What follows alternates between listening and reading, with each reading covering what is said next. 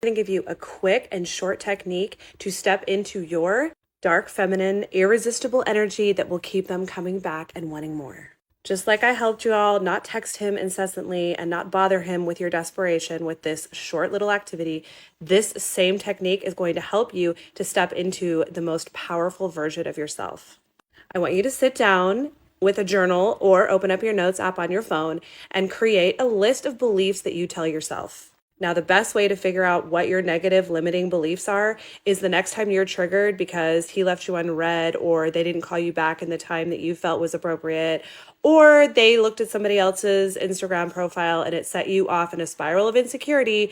This is the best way to figure out what your limiting beliefs actually are. Sit down and write them out, type them out on your notes app, whatever you need to do. It's going to hurt. It's going to be brutal. You're going to realize in this moment just how insecure you actually are. You're going to realize that maybe you weren't as delusional and confident as you once thought you were.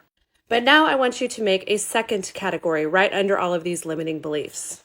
I want you to look at each limiting belief. For example, one of my limiting beliefs is I can be really cringe at times and say some things that are embarrassing.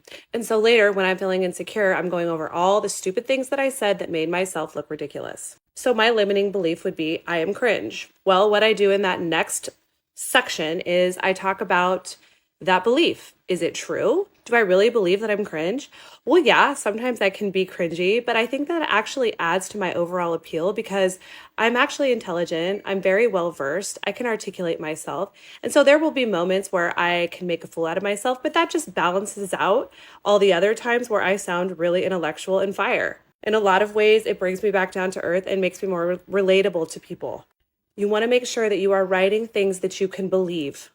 I believe these things about myself, the things I just mentioned, but if you don't believe the things that you want to believe, that's okay. You will believe them someday. I want you to grasp for the things that you can actually believe. So let's say that last belief was a little too much for me, that I didn't really feel like I was super intelligent and I just felt like I was cringe. Well, the next healthy and positive thing that I could believe about myself is that sometimes I'm funny.